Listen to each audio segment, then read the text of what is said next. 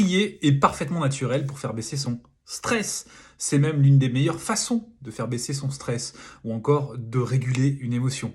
Donc si on demande à un enfant de ne plus crier, il faut surtout se baser sur le principe qu'il ressent peut-être du stress ou une forte émotion, que ce soit une émotion agréable ou une émotion désagréable. Et oui, en effet, on peut crier de joie aussi. Et nous, que faisons-nous d'ailleurs avec les enfants? Est-ce que nous crions quand nous sommes sous stress? Et dans ce cas-là, quel modèle nous leur offrons? C'est un premier point. Maintenant, voyons quelques alternatives pour éviter aux enfants de crier. On peut dire à l'enfant, la règle, c'est de parler normalement. Quand tu cries, je n'arrive pas à comprendre ce que tu me dis. Et ainsi, nous allons nous entraîner sous forme de jeu, les faisant moduler notre voix en commençant doucement, doucement, et de plus en plus fort, et en disant stop, là je ne comprends plus ce que tu dis.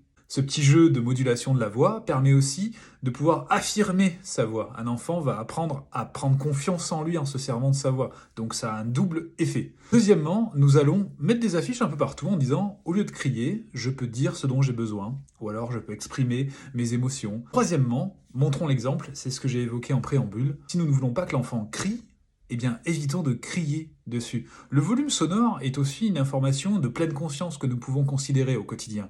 À quel niveau de son nous sommes lorsque nous parlons. Autre astuce, autoriser pendant une courte période à ce que tout le monde crie. Cela va faire office de soupape de sécurité. En criant, le stress va baisser et tout le monde se sentira mieux après. On peut aussi crier dans un coussin, ainsi c'est moins bruyant et ça a le même effet justement de régulation du stress.